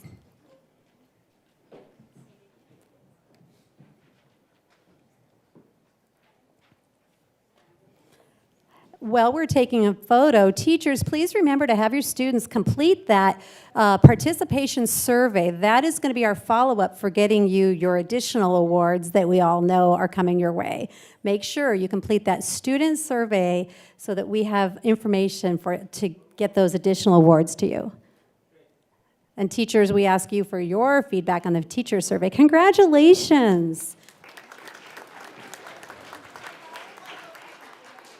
You guys want to come on over here? You want to, gentlemen, intangible assets, if you'll come for the photo over here in the backdrop. Fantastic. So you can just walk right off the stage behind me. In second place in the high school personal finance case study competition, it was very tight. All of these, the winners are based on, of course, the scores from the judges, and they're a very tight competition. In second place, from EVIT, Lone Stars.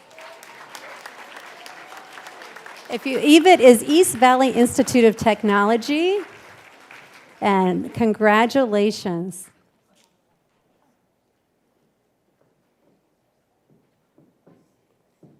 Anybody that is live streaming, give some social media shout outs to these students. I'm glad that you're joining us and viewing us outside of our live venue here. All right. Second place, Lone Stars from EVIT. Congratulations.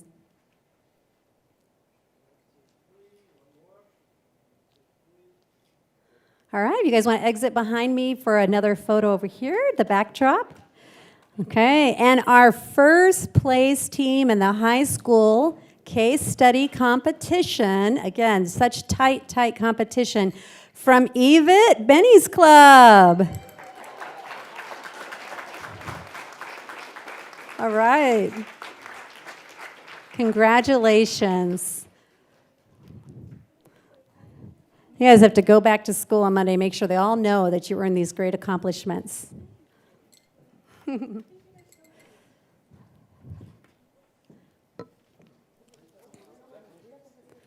Congratulations to Benny's Club from EVIT.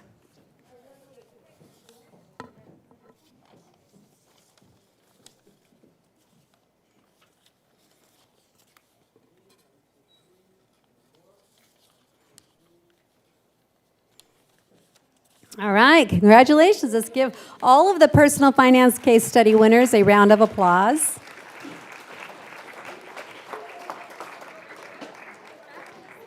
Fantastic. Thank you, judges, for coming here today to spend time judging our teams. They're so excited. This is a great win for them. Fantastic.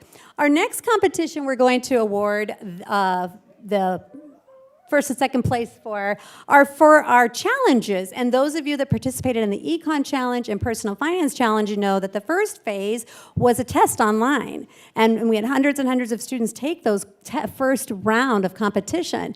And then the teams you saw today up on the stage in those quiz bowls, the Econ Economics quiz bowls and the Personal Finance, they qualified to be here in those quiz bowls by being the top scoring teams in those online competitions. So I hope you enjoyed those, the nail-biting quiz bowl, and I'm so glad Debbie does that part because that's really stressful. So congratulations to all of you that participated in that first round of online testing, and especially to those of you that qualified to come today to participate in the quiz bowl. So we're going to recognize the first in the Econ Challenge, make sure I get my notes correct. Yes, and as we recognize these individuals, we'd like to have our help of our ACEE board members to have the privilege of recognizing them. So if you are on the ACEE board, we have a good number of them that have dedicated themselves. We couldn't do what we do without our board members. So board members, please come up on the stage. Thank you so much. Elena Z is our CEO and president and runs the board. Julie Jakubik and Debbie Henney are fantastic, loyal board members. Anybody else? So in the Economic Challenge Milton Friedman Middle School Division, our second place team was Acorn 8th grade tag. Congratulations, Acorn. Come on up.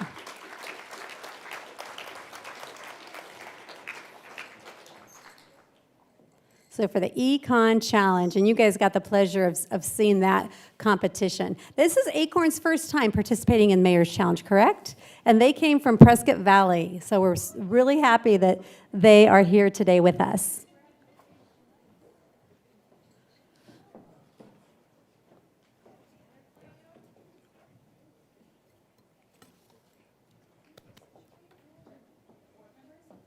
All right. Congratulations to Acorn Montessori 8th grade tag.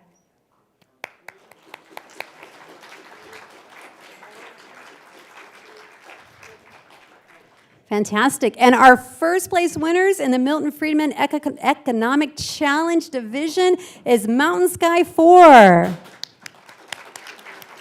And unfortunately, you guys got to see them. If you were here for that quiz bowl, you got to see them. They were on that end of the stage. Their bus said they had to leave by 1:15 to get back to school. So we will want to say congratulations to them if they're watching us on our live stream, and we look forward to seeing them compete in the high school division next year. So congratulations to Mountain Sky 4. Now, the Econ Challenge for the David Ricardo, we're recognizing the students that won the first and second place in that. So we're going to get to our state champions in a minute, but these were the first and second place in the Econ Challenge David Ricardo division. And in second place was Basis Mesa 3. Congratulations.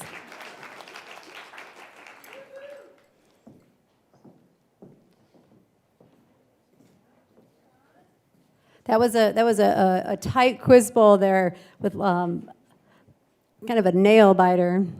Congratulations.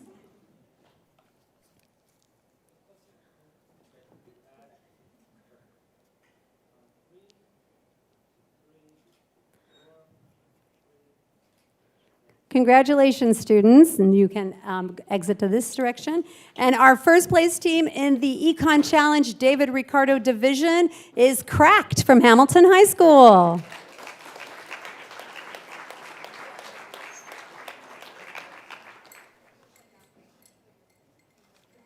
Fantastic. Congratulations, students. Some of our participants in the high school divisions were here with us last year, and so you can encourage your teachers every year to have them register you for this competition and come back and compete again. Congratulations.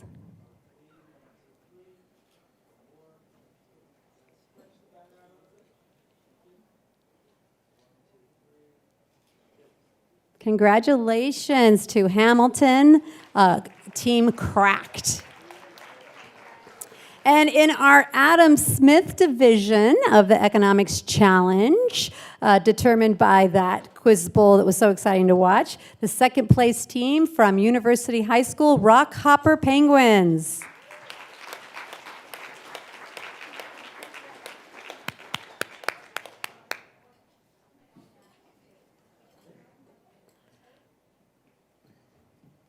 I think you guys planned your color coordination. Blue, you want to look like a business person. Fantastic. Congratulations.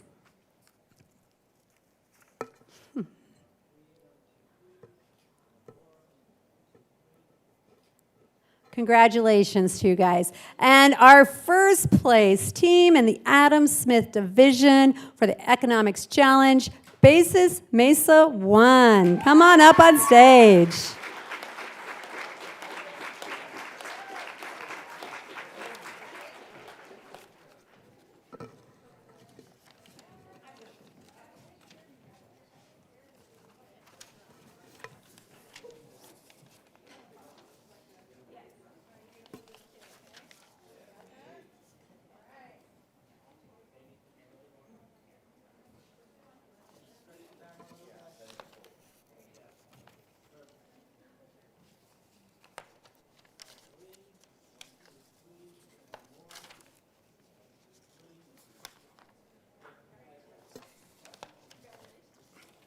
Congratulations.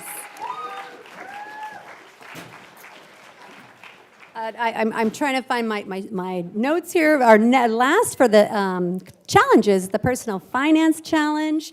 And in our middle school division, I have to have Debbie help me out because my notes are over there, Debbie. Our second place winner was Emerson Middle School, correct? Come on up. Congratulations. We're so proud of you. We are so proud of you. Thank you so much. Congratulations, our second place winners. This is Emerson's first time in the, this is Emerson's first time participating in the Mayor's Challenge, and we know that they're going to be back. So congratulations to Emerson for their second place win in the Personal Finance Middle School Challenge.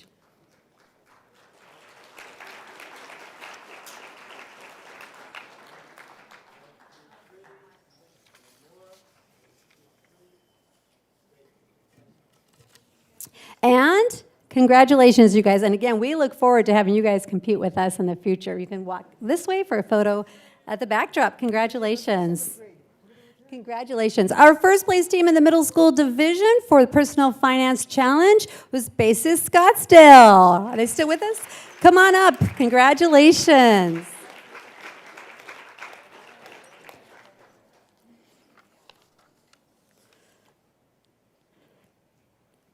Fantastic. And I enjoyed watching that quiz bowl so much to see your knowledge of personal finance.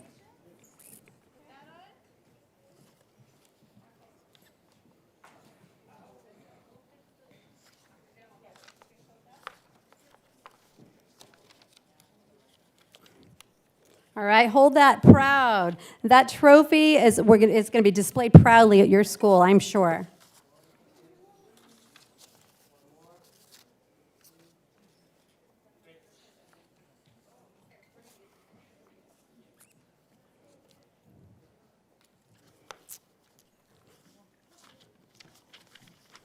Fantastic. And the last quiz bowl competition to recognize, Personal Finance Challenge, is the high school Personal Finance Challenge. And in second place for the Personal Finance Challenge is Evit Lone Stars. Come on up.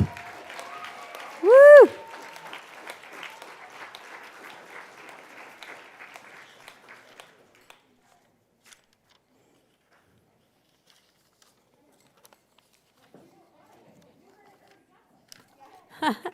We're doing good with awards? All right, so we're going to have our big award, our last, and 2 awards left. Second place. Wait. Did I just mess it up? Yeah, second place for Personal Finance Challenge High School, EVIT, yep. Second place, Personal Finance Challenge, so you got it.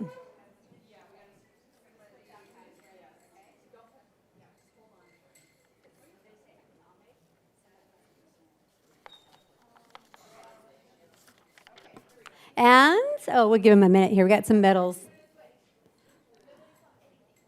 There's a lot of medals to award up here. So we have so many talented students to recognize. We're very thrilled.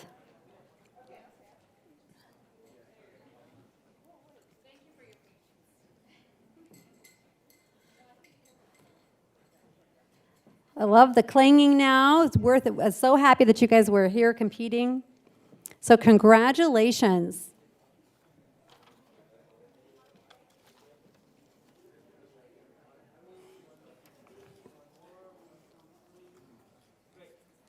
Congratulations. And Evit, I know some of you are not seniors. We hope to see you back next year competing again.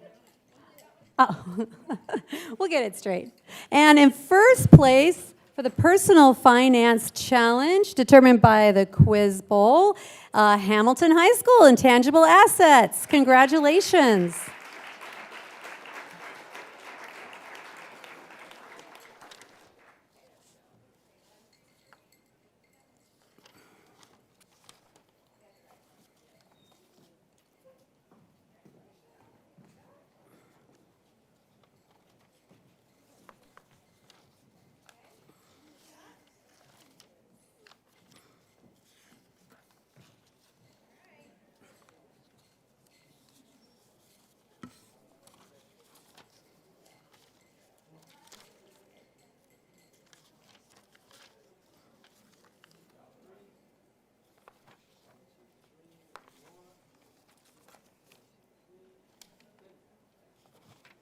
Okay. So, before we get to the last few awards, please just give all the competitors a round of applause.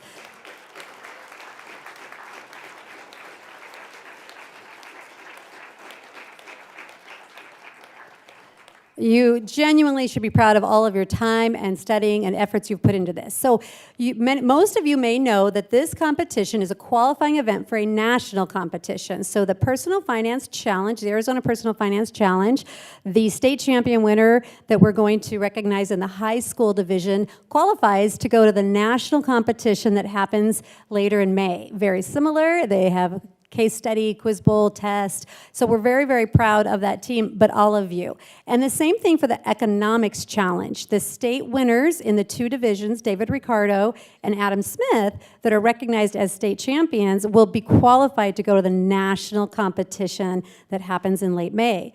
These teams were determined by combined scores. The highest combined score in the challenge, which is the testing portion, and the presentation portion. So for the personal finance, we'll start with that.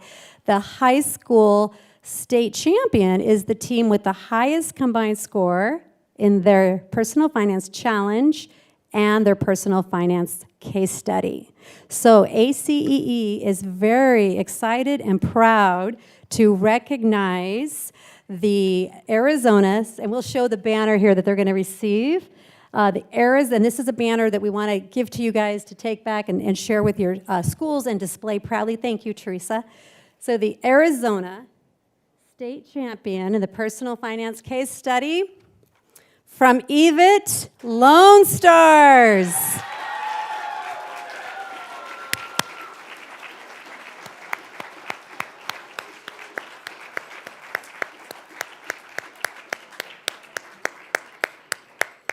So congratulations. I will work with your teacher to get you registered for that national event. Make sure you're filling out your QR code surveys so we can get your other awards that are coming your way. Congratulations to the Lone Star team. Congratulations.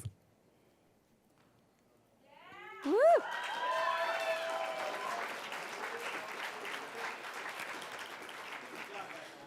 I would tell you guys that I told you at the beginning that I love this part. I do. I love recognizing students, but the scores were so tight. I mean, really, really such great competition between the testing scores and your presentation scores, so you all should be very, very proud of yourselves. The next Arizona State champion that we're going to recognize is the David Ricardo division for the Arizona Economics Challenge. So again, this team has the highest combined score in the presentation, the Econ Critical Thinking, and the online Econ Challenge test, and is our Arizona State champion and has qualified for the national competition.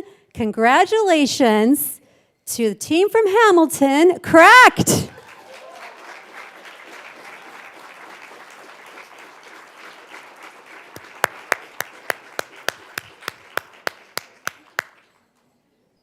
Congratulations.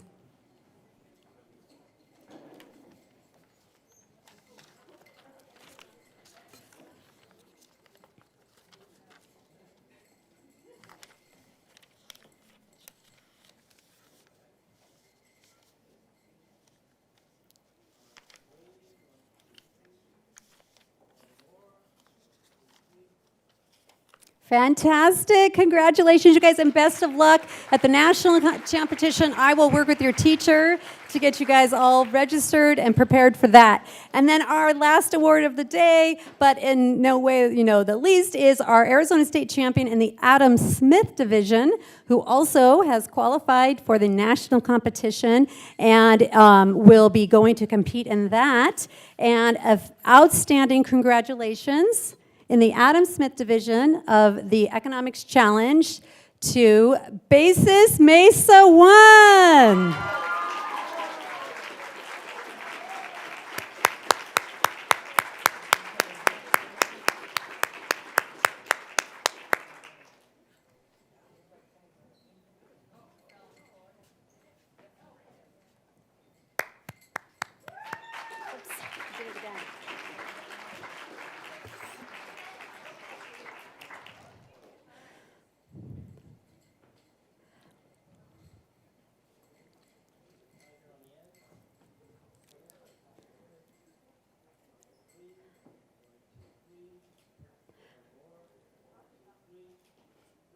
You guys, thank you so much, and you're welcome to come take photos of the backdrop. We'll be here to just talk to any of you that want to take other photos or have any questions for us. Please make sure you give us your feedback on those surveys and let the students make sure we have your contact information. And congratulations to all of our participants in this year's Mayor's Challenge, and thank you to all of our volunteers and judges. This concludes our program.